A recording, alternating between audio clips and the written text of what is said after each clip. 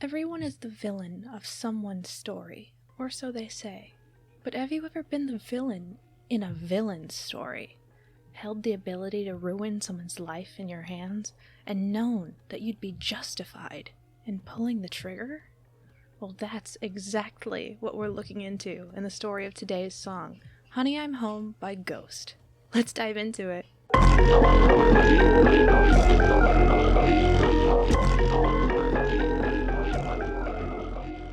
So starting off, we meet our main character Norman, whose name I only know because Ghost tweeted it, and Father, a praying mantis that we can all assume isn't actually blood related to Norman, considering 1, he's a bug, and 2, we later see Norman's mother, who actually holds a resemblance to him. Given the religious themes of the song, I'm guessing he's a preacher or pastor of some kind. Anyway, in this frame we see Father's wide eyes watching over Norman, and he tells us that Father has been isolating him from the rest of the world, and Norman has been looking for some means of escapism. Norman then quotes Father, reciting his claim of morality, and we meet the Moth, who seems to be in the same situation as Norman, and claims to know a way out, after which we hear which signifies Norman's mental blocks around what Father has been doing to them, and their shared agreement not to talk about it. Next, Norman informs us that Father has gone too far, doing something awful that completely destroyed his innocence, and possibly even separated him from his family. With the illustration, we can tell now that Norman has discovered the full extent of Father's abuse of others as well, and he's been turning to substance abuse and self-harm to cope. However, as he says, there's nothing left to keep him numb to this situation. We then see Norman's moment of clarity, as he and the Moth, still agreeing not to speak about the abuse, make a plan to run away. This is the first time we hear the bass and tempo really pick up in the song, and the first time Norman realizes he has some power, some agency. He drowns out everything else as white noise, and executes his plan, commanding his friend to pack up his things and throw away his toys. It's time to grow up, ignore your doubts, and get out of here. Father has gone too far, and will return to do more harm. So no matter what he says, they have to get out so they never have to think about the trauma they suffered ever again. What Norman doesn't realize is Father is already under investigation, and he could be instrumental in unraveling the mystery of his crimes. But he ignores the people who try to talk to him about it, not wanting to relive the memories. But his friend the Moth has other ideas. God, who I believe represents the legal system here, returns to Norman with the Moth, implying God's been trying to contact Norman for a while now, that the Moth has already gone to the authorities about what happened, and that he's now trying to help them persuade Norman to help with the case. God explains that he can help Norman, and that he will be safe and supported through the entire process. Soon after, Father is arrested. Meanwhile, we meet the Spider. Since spiders are usually representative of people who have eyes and ears everywhere, or access to a lot of information, I interpret the Spider to be something along the lines of Norman's lawyer or legal counselor.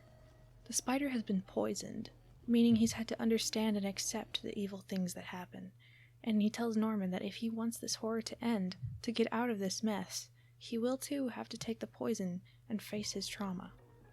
We then see the Spider's now clean face as Norman finishes telling his story, and for the first time mentions his mother, where we get one last, which I think shows that the one thing he's worried about now is his mother being hurt by this revelation, and he's tempted to keep hiding because he wants to spare her feelings. So, with advice of the dead, meaning support from the Spider, his lawyer, and a halo over his head, meaning support from God, the legal system, at last, Norman faces his abuser. The music picks up, and in the hard-hitting beats we can feel Norman's sense of truly having the support and power to claim his justice.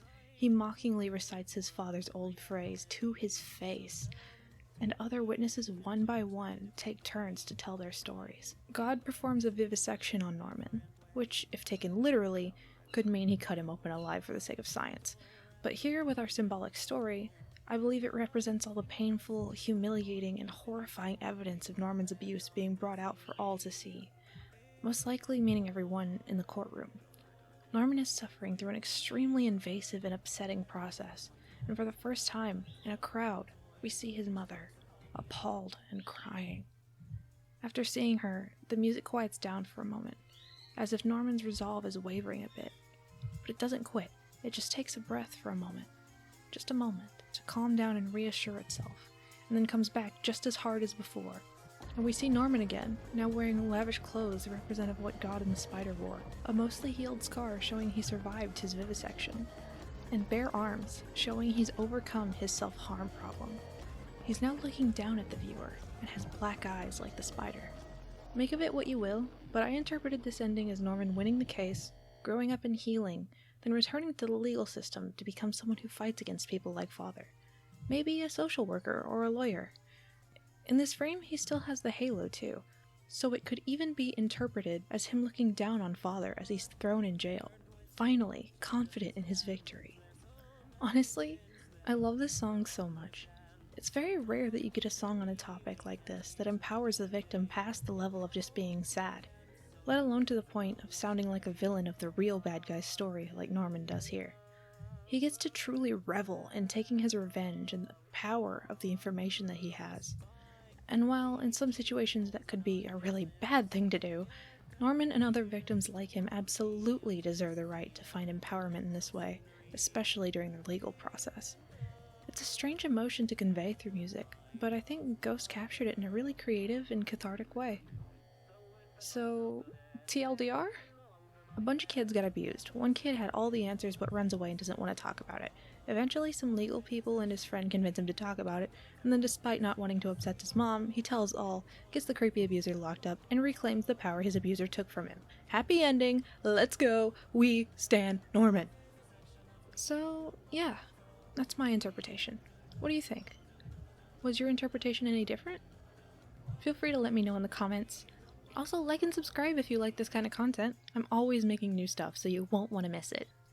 Until our next adventure though, sweet sailing and have a good time to all of you. Bye-bye!